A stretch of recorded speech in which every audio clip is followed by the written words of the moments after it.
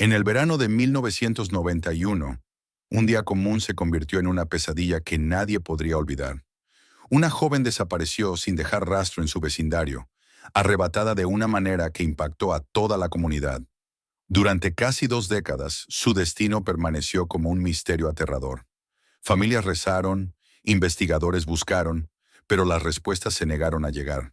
Entonces, tras 18 años de silencio, un avance sorprendente lo cambió todo por completo. Lo que se encontró reescribiría la historia y sacudiría al mundo entero. Esta es una historia que no vas a creer, pero necesitas escuchar. Era 10 de junio de 1991 y el aire llevaba la promesa clara de las vacaciones de verano. Jessie Lee Dugar, de 11 años, se puso su ropa favorita, un conjunto rosa de pies a cabeza. El rosa era su color, el que la hacía sentirse segura y feliz. Su madre, Terry, ya había salido a trabajar en la imprenta, dejando a Jessie para que fuera hasta la parada del autobús escolar, como ya lo había hecho muchas veces antes. La casa parecía diferente aquella mañana, aunque nadie podía prever la razón. Carl Proin, su padrastro, observaba por la ventana mientras Jessie subía la colina en dirección contraria al tráfico.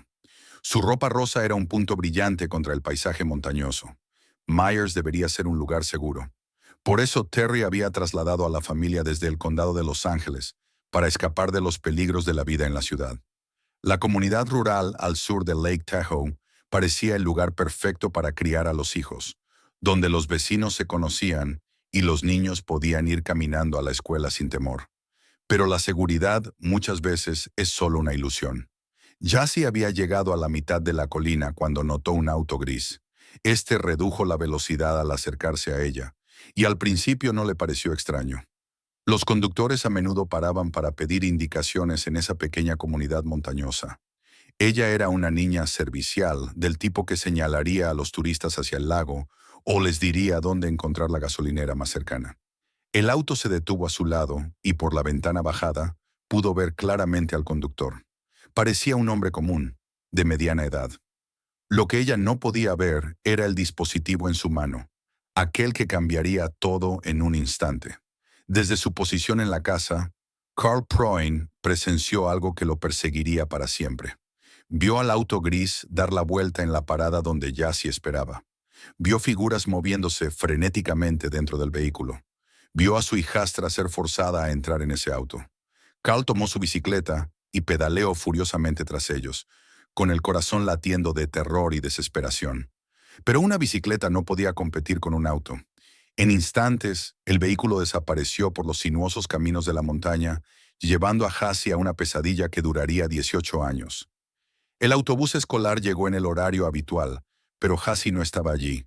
Sus compañeros de clase, que también presenciaron el secuestro, solo pudieron mirar en estado de shock mientras el conductor del autobús esperaba y finalmente se iba. La niña vestida de rosa, que debería estar riendo con sus amigos, comenzaba un viaje hacia la oscuridad que ningún niño debería soportar.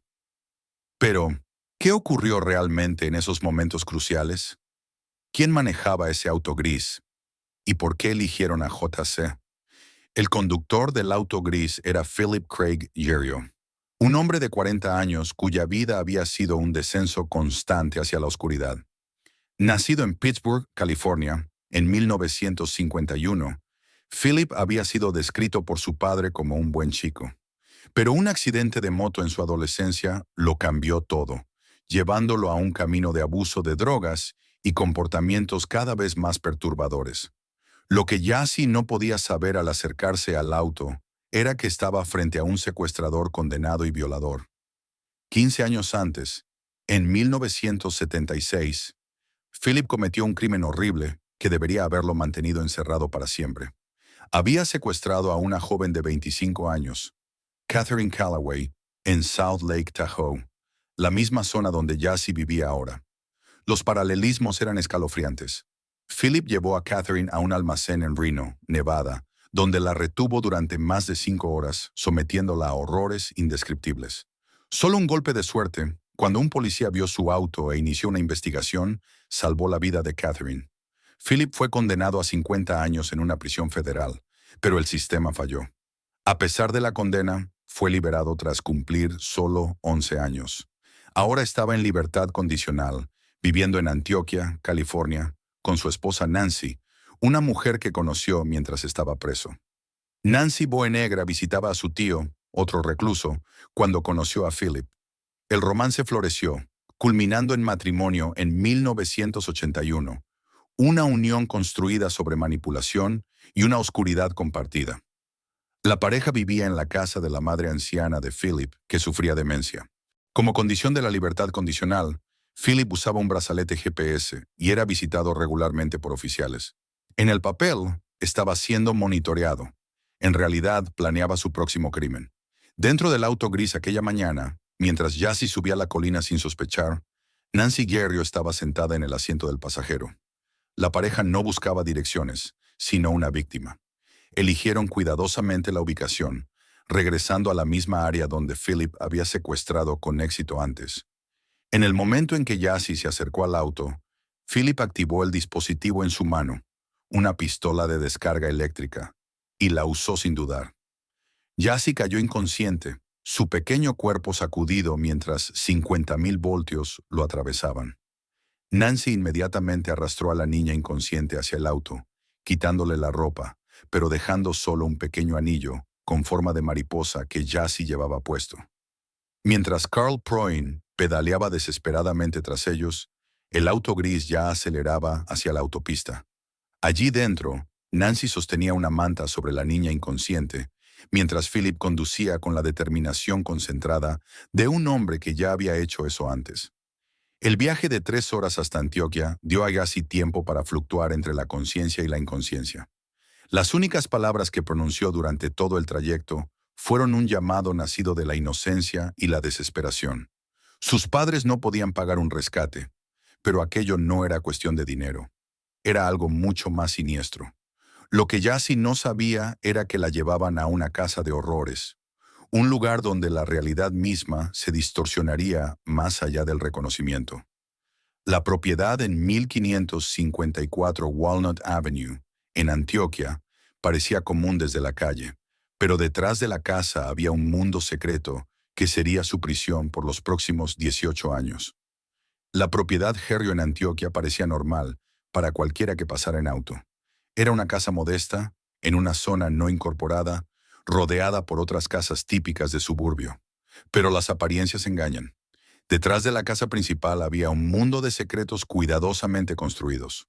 Cuando el auto gris se detuvo en el garaje, Jassy aún estaba cubierta con la manta, casi inconsciente por la descarga eléctrica que Philip y Nancy le habían aplicado. En el patio trasero, habían pasado meses preparándose para ese momento. Lo que crearon fue una prisión disfrazada de campamento improvisado. El patio se dividió en 2 secciones. La parte delantera parecía lo suficientemente normal, un espacio suburbano típico donde los vecinos podían ocasionalmente ver a los Herrio viviendo su día a día, pero la sección trasera estaba oculta de la vista, accesible solo por un pasaje estrecho, protegido por árboles y lonas. En esta área secreta, Philip construyó una serie de estructuras en ruinas, tiendas destruidas, pequeños cobertizos y lechos que serían el mundo de Jassy durante casi 2 décadas. Un cobertizo privado fue especialmente preparado para ese día. Pequeño, estrecho y a prueba de sonido, aseguraba que ningún grito pudiera escapar. Philip arrastró a la niña casi inconsciente a ese cobertizo y la sujetó con un tornillo pesado. Le contó sobre los Dobermans que supuestamente patrullaban el área, entrenados para atacar a cualquiera que intentara escapar.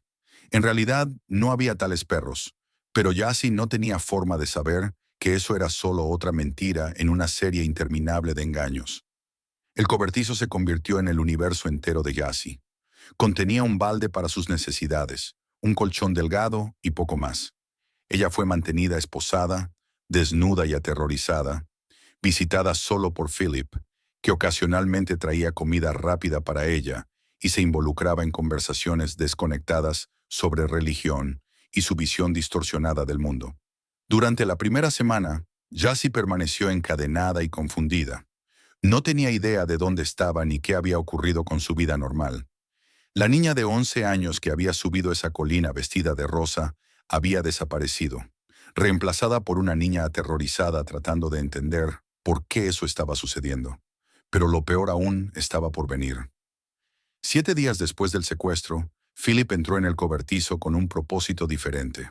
Lo que sucedió a continuación marcó el inicio de un horror que continuaría durante años. Los detalles son muy perturbadores para ser contados completamente, pero fue la primera vez que Philip se forzó a la niña, comenzando un patrón de abuso que continuaría durante todo su cautiverio. A medida que las semanas se convertían en meses, el cobertizo se convirtió menos en una prisión y más en una casa distorsionada. Philip terminó mudando allí a un espacio un poco más grande, esposándola a una cama. Él desaparecía durante días en lo que llamaba impulsos de metanfetamina, que lo dejaban paranoico y violento. Durante estos episodios impulsados por drogas, Philip forzaba a G a participar en sus delirios. Afirmaba escuchar voces que venían de las paredes e insistía en que ella había sido enviada a él por ángeles demoníacos para ayudarlo con sus problemas sexuales. Alternaba entre disculpas sollozantes y amenazas de venderla a personas que la mantendrían en una jaula. La manipulación psicológica era tan devastadora como el abuso físico. Philip se presentaba como su salvador y su verdugo, creando una dependencia distorsionada que hacía que la fuga pareciera imposible, incluso cuando surgían oportunidades. Pero Yassi no estaba completamente sola en esta pesadilla. 7 meses después de su secuestro, ella conocería a la otra mitad de esa asociación perturbadora. Nancy Garrido, la mujer que ayudó a orquestar su secuestro y desempeñaría un papel crucial en el mantenimiento de su prisión. Nancy entró en la vida de G como una hada madrina distorsionada, trayendo regalos como peluches y leche con chocolate. Pero su apariencia no significaba rescate. Era la introducción de una nueva forma de tortura psicológica. Nancy no fue la cómplice reacia que se podría esperar. Era una participante voluntaria de los crímenes de Philip, impulsada por sus propios celos y su sentido distorsionado de posesión.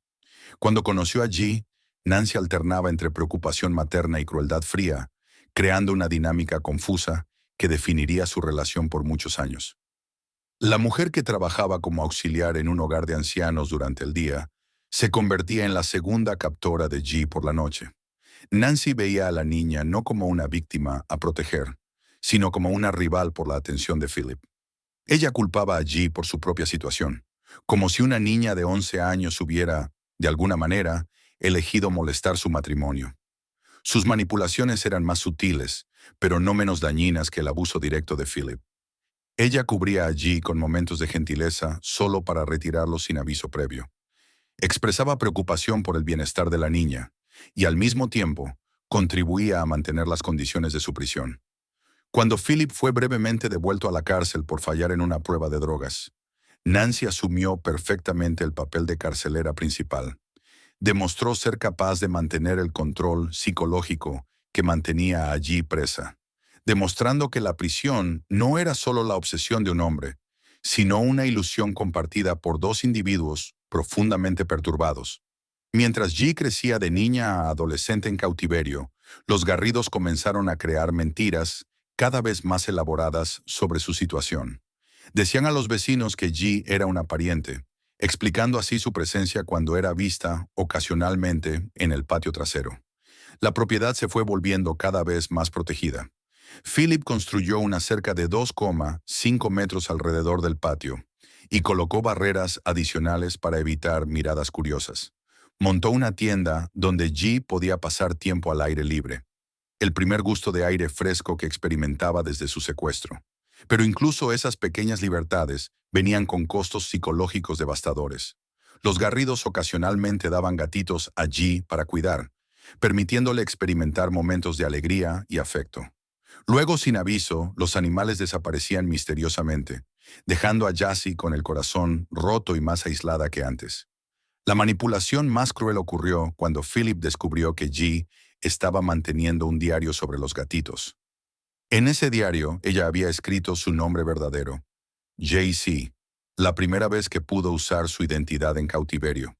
Philip la obligó a arrancar la página que contenía su nombre, borrando simbólicamente su identidad y asegurando que no hablaría ni escribiría su nombre verdadero nuevamente durante los siguientes 18 años. La prisión psicológica ahora estaba completa. Jassy había sido despojada no solo de su libertad, sino de su propia identidad.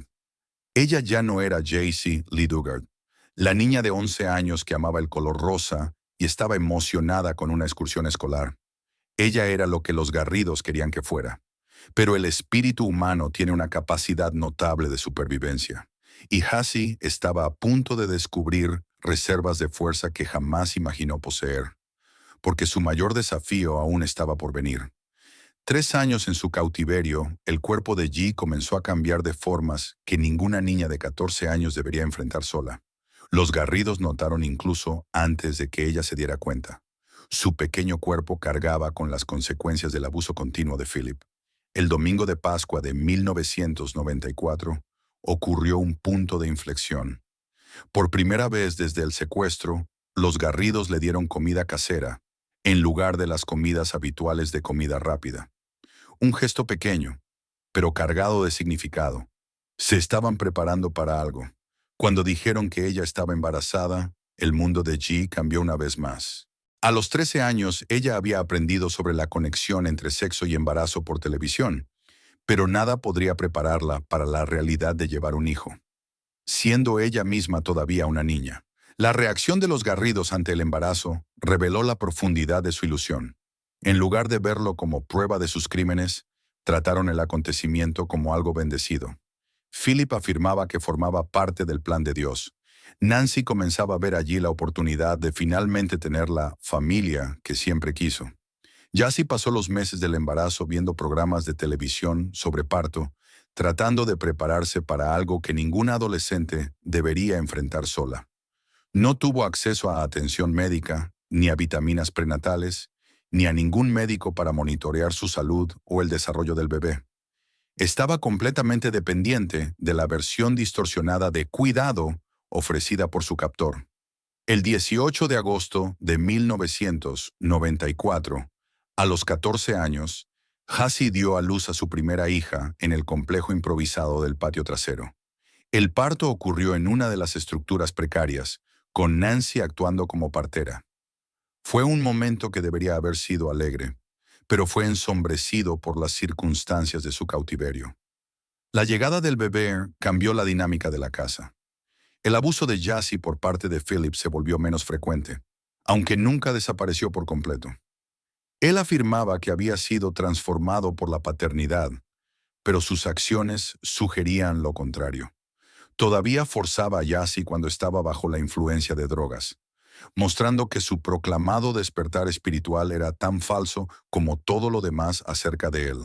3 años después, cuando Jassy tenía 17 años, ella dio a luz a su segunda hija el 13 de noviembre de 1997. Este nacimiento marcaría el fin del abuso sexual de Jassy por Philip. No porque él hubiera encontrado moralidad, sino porque él había encontrado otras maneras de controlarla y manipularla. Los niños se convirtieron en la mayor alegría de Jassy y sus cadenas más fuertes. Ellos fueron víctimas inocentes en esta pesadilla, pero su presencia hizo que la fuga pareciera imposible. ¿Cómo podría ella huir con 2 niños pequeños? ¿Cómo podría ponerlas en riesgo? Los Gerritos crearon la trampa perfecta.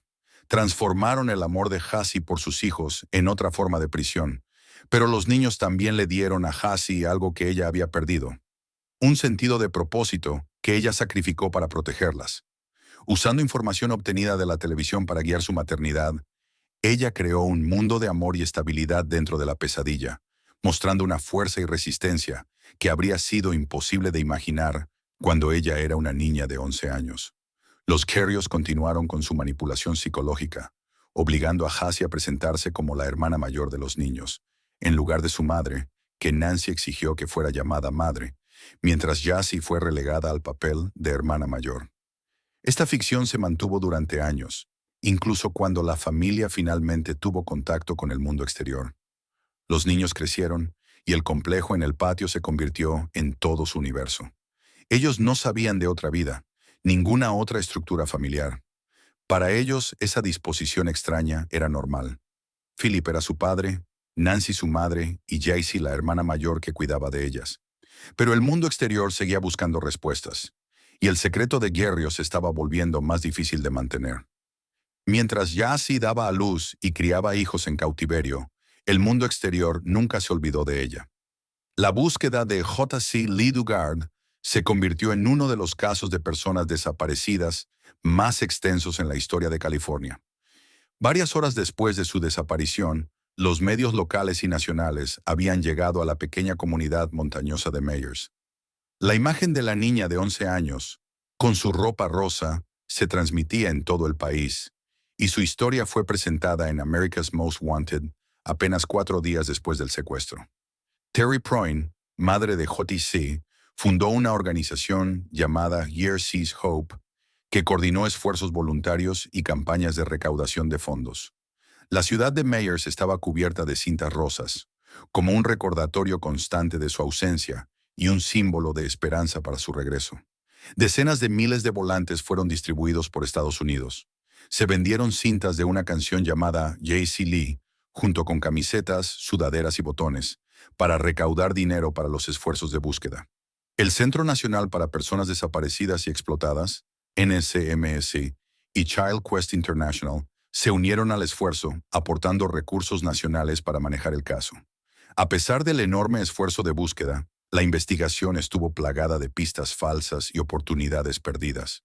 El enfoque inicial recayó sobre el padrastro de J.C., Carl Probin, y su padre biológico, Ken Slayton Probin, quienes testificaron sobre la abducción. Ambos fueron sometidos a pruebas de polígrafo y a un intenso escrutinio. Slayton, que apenas sabía que J.C. existía, también fue investigado. Ambos hombres fueron eventualmente descartados, pero se desperdiciaron tiempo y recursos valiosos. El caso, que comenzó con tanta promesa, gradualmente se enfrió. Pasaron años sin pistas confiables, y la presión constante afectó a la familia de J.C. El estrés contribuyó al colapso del matrimonio de Terry, y Carl enfrentó una crisis adicional, agravando aún más la tragedia familiar. Quizá el aspecto más trágico de la investigación fallida fue cuán cerca estuvieron las autoridades de descubrir a J.C. en múltiples ocasiones. Las oportunidades perdidas posteriormente se convertirían en una fuente de indignación pública y consecuencias legales para las agencias involucradas. En abril de 1992, menos de un año después del secuestro, un hombre del departamento del sheriff del condado de Contra Costa informó haber visto a una joven que se parecía exactamente a J.C., mirando atentamente un cartel de niña desaparecida de ella misma. Él la vio salir en una gran camioneta amarilla, vehículo que Mash encontró más tarde en la propiedad de Guerrio. Cuando llegó la policía, el denunciante, la niña y la camioneta ya se habían ido. El denunciante nunca se identificó, y la policía no investigó el asunto. Este único teléfono podría haber terminado con el calvario de J.C. 17 años antes. En junio de 2002, el Cuerpo de Bomberos de Antioquia respondió a un reporte de una joven con una lesión en el hombro, en una piscina en la residencia Guerrio. Esta información nunca fue retransmitida a la Oficina de Libertad Condicional de Philip, que no tenía registro de niños viviendo en esa dirección. Otra oportunidad perdida. La más flagrante fue en 2006, cuando uno de los vecinos de Guerrio llamó al 911 para reportar que había tiendas de campaña en el patio con niños viviendo en ellas. Los vecinos describieron específicamente a Philip como psicótico, con vicios sexuales. Un subjefe de policía visitó la propiedad y habló con Philip en la puerta principal durante 30 minutos, antes de irse con solo una advertencia sobre posibles violaciones al código para personas que viven al aire libre. Durante una investigación posterior, se descubrió que un agente de libertad condicional había encontrado a una niña de 12 años en la casa de Guerrio, pero aceptó la explicación de Philip de que ella era la hija de su hermano. El agente no hizo nada para verificar esa afirmación. Incluso si una simple llamada hubiera revelado que el hermano de Philip no tenía hijos, esas fallas no eran solo incompetencia burocrática. Representaban un colapso sistémico en la supervisión de un criminal sexual peligroso. Philip Guerrio era un hombre que debería estar bajo un escrutinio constante, pero fue autorizado a esconderse a la vista de todos. Policías visitaron la residencia Guerrio al menos 2 veces durante el cautiverio de J.C., pero nunca solicitaron inspección en el patio donde ella estaba siendo mantenida. Nunca detectaron la presencia de J.C. o de sus hijos en las áreas que inspeccionaron. Más notable aún, nadie relacionó el secuestro de Catherine Calloway por parte de Philip en 1976 en South Lake Tahoe con la desaparición de JC en 1991 en la misma área. La conexión geográfica debería haber convertido a Philip en sospechoso principal desde el principio. Con el paso de los años, la historia de JC desapareció de los titulares, pero su familia nunca dejó de esperar. Continuaron marcando aniversarios con vigilias a la luz de velas, distribuyendo volantes y creyendo que, de alguna forma, un día JC volvería a casa. No tenían manera de saber que ella vivía a solo 120 millas de distancia, criando a 2 hijos en una prisión en el patio, y que sus captores se estaban volviendo cada vez más audaces en sus interacciones con el mundo exterior. En 2009, la dinámica de la Casa Herrio evolucionó a algo casi irreconocible en comparación con el secuestro original de JC. Ahora, con 28 años, ella había pasado más de la mitad de su vida en cautiverio. Las hijas tenían 15 y 11 años, la misma edad que Jassy tenía cuando fue llevada. Los Herrios estaban cada vez más confiados en su capacidad de esconder su secreto. Escondieron a JC con éxito durante 18 años, resistiendo varias visitas policiales y manteniendo la fachada de una casa normal. Philip había comenzado a involucrar a JC en su negocio de impresión, que operaba en la propiedad donde ella trabajaba como diseñadora gráfica, creando materiales para clientes que no tenían idea de que estaban tratando con una víctima de secuestro. Ben Dodrill, uno de los clientes de Philip, dijo más tarde que habló varias veces con Jassy por teléfono y encontró su trabajo excelente. Durante ese periodo, Jassy tuvo acceso a teléfonos comerciales y cuentas de correo electrónico. Ella podría haber pedido ayuda, enviado un mensaje a las autoridades o a su familia. Pero las cadenas psicológicas que la mantenían eran más fuertes que cualquier obstáculo físico. Ella había sido tan completamente condicionada por 18 años de cautiverio que la libertad parecía más aterradora que la prisión. Los niños, sin embargo, eran ocasionalmente vistos jugando en el patio por vecinos, pero parecían saludables y normales.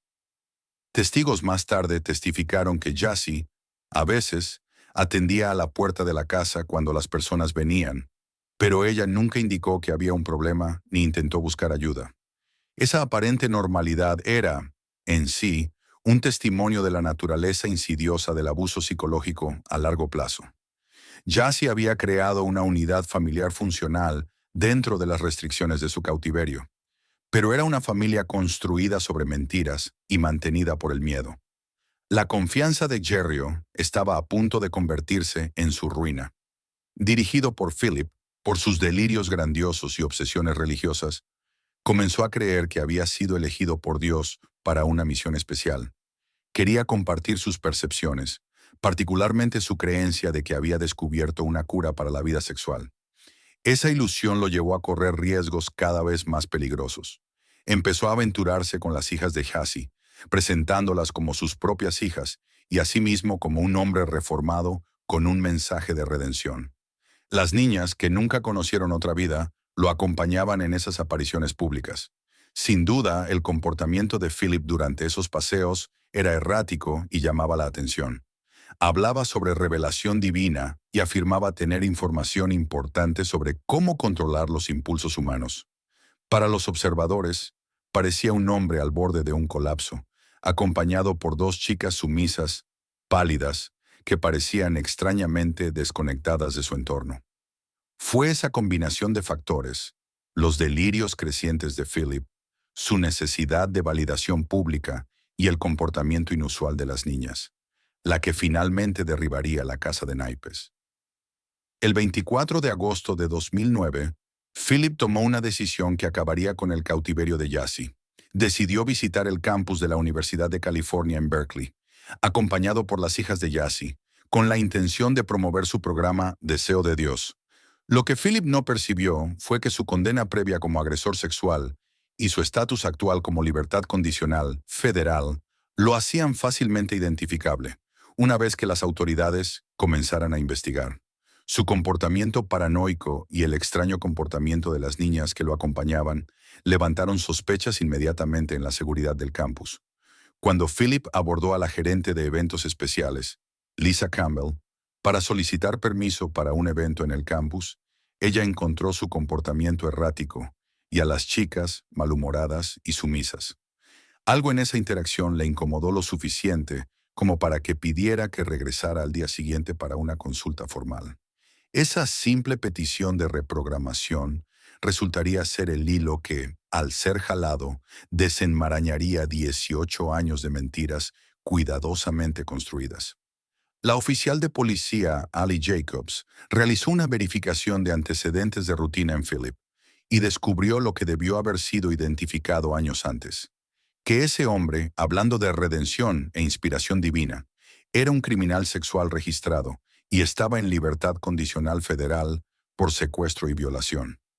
Cuando Philip volvió al día siguiente con las dos niñas, la oficial Jacobs ya lo esperaba. Notó que las niñas parecían pálidas, como si no hubieran sido expuestas a la luz solar, y su comportamiento le pareció sumamente inusual. Más importante aún, reconoció que la presencia de Philip en el campus con menores constituía una violación de la libertad condicional.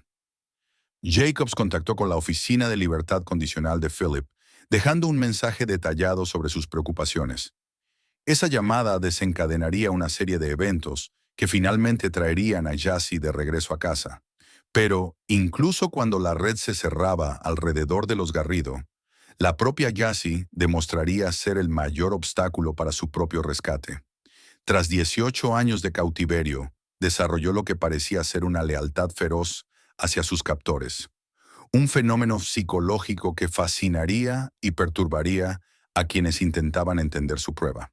Cuando el agente de libertad condicional, Edward Santos Jr., recibió el mensaje de voz de la oficial Jacobs sobre el comportamiento sospechoso de Philip en el campus de UC Berkeley, él, que supervisaba a Philip desde hace años con visitas regulares a la propiedad en Antioch, nunca había detectado nada anormal en la situación.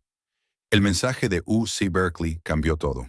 Santos y otro agente de libertad condicional acudieron de inmediato a la casa de los Garrido esa noche, encontrando a Philip en casa con su esposa Nancy y su madre anciana. Los agentes esposaron a Philip y registraron la casa, pero no encontraron evidencias de las dos niñas reportadas con él en el campus. Cuando fue interrogado, Philip alegó que las niñas eran hijas de un pariente y que tenía permiso de los padres para llevarlas a UC Berkeley.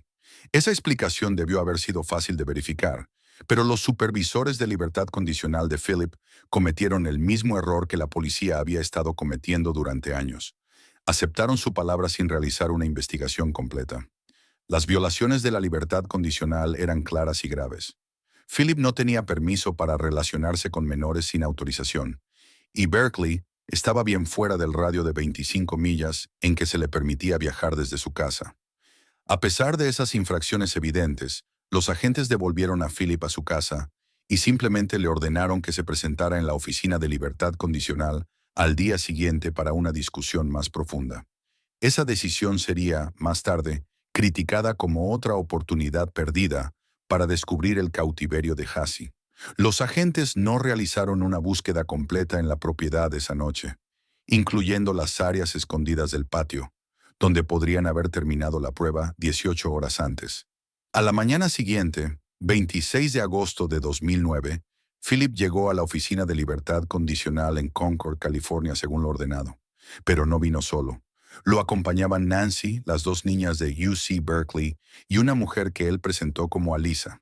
La oficial de libertad condicional, desconfiada de toda la situación, decidió separar a Philip de las mujeres y las niñas para interrogarlos individualmente. Esa decisión resultaría ser la clave que finalmente desenmarañaría el misterio que confundía a los investigadores desde hacía 18 años. Cuando fue interrogada sola, la mujer que se autodenominaba Alisa mantuvo su identidad falsa, pero comenzó a mostrar signos de estrés extremo.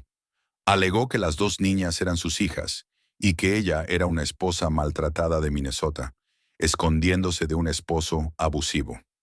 Su historia era inconsistente y su comportamiento cada vez más agitado. La oficial de libertad condicional presionó por detalles que confirmaran su identidad. Informaciones básicas que cualquiera debería ser capaz de proporcionar con facilidad. Pero Alisa se volvió sumamente defensiva y exigió saber por qué estaba siendo interrogada. Cuanto más le preguntaban, más desesperada se mostraba por mantener su falsa identidad. Las dos niñas, por su parte, repetían las afirmaciones de su supuesta madre. Decían que Philip era un hombre cambiado, una buena persona, que era bueno con los niños. Sus respuestas parecían ensayadas, como si hubieran sido entrenadas para dar exactamente esas palabras. La oficial de libertad condicional, dándose cuenta de que había algo profundamente errado, llamó a la policía de Concord para obtener ayuda. Cuando un sargento de policía llegó y empezó a hacer preguntas más directas, la fachada cuidadosamente mantenida durante 18 años finalmente colapsó.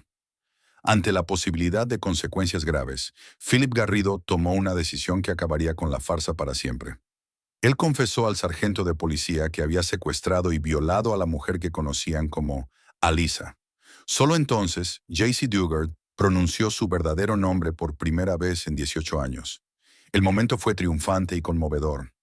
J.C. Lee Dugard, la niña de 11 años que había desaparecido vistiendo una ropa rosa mientras caminaba hacia el punto de autobús escolar, finalmente estaba libre. Pero la mujer que estaba en esa oficina de libertad condicional tenía poca semejanza con la niña que fue llevada. Ella tenía 29 años, era madre de 2 adolescentes y había pasado más de la mitad de su vida en cautiverio. El rescate por el que su familia tanto había rezado finalmente había ocurrido, pero vino con complejidades que nadie podría haber previsto. La primera reacción de J.C. no fue alivio ni alegría, sino miedo. Tenía miedo de que le quitaran a sus hijos, de que la unidad familiar que había creado en cautiverio fuera destruida por su rescate. Ella vivió durante 18 años en un mundo donde los Herrios eran la única familia que sus hijas habían conocido. Un agente especial del FBI organizó para que Jassy hablara por teléfono con su madre, Terry Provin. Fue una conversación con la que ambas mujeres habían soñado durante 18 años, pero también fue una charla que ninguna de las dos podría haber imaginado ni en sus peores pesadillas. Terry nunca dejó de esperar el regreso de su hija, pero jamás pensó que J.C. volvería como madre, ni que ella misma tendría que competir con los captores de su hija por su lealtad y cariño. Los Herrios fueron arrestados inmediatamente y acusados de secuestro y violación. Pero mientras las autoridades celebraban la resolución exitosa de uno de los casos de desaparición más notorios en la historia estadounidense, empezaban a comprender que el rescate de Jassy era solo el comienzo de una historia mucho más compleja. La llamada telefónica entre Jassy y su madre, Terry, tardó 18 años en suceder, pero nada pudo haber preparado a ninguna de las dos para la realidad de ese momento, por el que Terry había soñado volver a escuchar la voz de su hija. Sin embargo, la mujer al otro lado de la línea ya no era la niña de 11 años que había sido llevada. La voz de J.C. era la de una desconocida, mayor, marcada por experiencias que Terry no podía comprender. Cuando Jassy habló de sus hijas, Terry se dio cuenta, impactada, que no solo estaba dando la bienvenida a una hija, sino que también conocía a nietas cuya existencia desconocía. El reencuentro que tuvo lugar el 27 de agosto de 2009 fue al mismo tiempo alegre y devastador. Terry pasó 18 años imaginando ese momento, pero nunca pensó que sería tan complicado. Jassy ya no era la niña que le habían arrebatado. Era una mujer que había vivido toda una vida sobre la que Terry no sabía nada. Las dos niñas, de 15 y 11 años, estaban conociendo a su abuela por primera vez. Para ellas, Nancy Guerrio había sido la madre, y J.C. su hermana mayor. La revelación de que Jassy era en realidad su madre, y que Philip no era solo su padre, sino también su secuestrador, fue un golpe que tomaría años procesar. Jassy mantuvo la custodia de sus hijas, pero la transición a la libertad estuvo lejos de ser sencilla. Las niñas lloraron al saber del arresto de Philip, sufriendo genuinamente la pérdida de la única figura paterna que habían conocido. Crecieron en el entorno distorsionado de la familia Guerrio, donde el abuso estaba normalizado y su verdadera historia familiar les había sido ocultada. La reacción del público ante el rescate de Jassy fue una mezcla de celebración y perplejidad. ¿Cómo podía una víctima de secuestro defender a sus captores? ¿Por qué no intentó escapar cuando tuvo oportunidades? La compleja dinámica psicológica del cautiverio prolongado era difícil de entender para muchos. Algunos observadores diagnosticaron a Hassi con síndrome de Estocolmo, un fenómeno psicológico en que los rehenes desarrollan sentimientos positivos hacia sus captores. Pero la propia Hassi rechazó esa explicación. En una entrevista posterior dijo, la frase síndrome de Estocolmo implica que los rehenes, quebrados por el terror y el abuso, se vuelven cariñosos con sus captores. Eso es realmente degradante. Es doloroso imaginar a mi familia creyendo que estaba enamorada de ese hombre y quería quedarme con él. La explicación de Hassi sobre su comportamiento era más simple y aún más dolorosa. Me adapté para sobrevivir a mi circunstancia. Durante 18 años hizo lo que fuera necesario para mantenerse viva y proteger a sus hijos. Su aparente lealtad a los Herios no era señal de un colapso psicológico, sino la prueba de su fuerza y determinación para sobrevivir.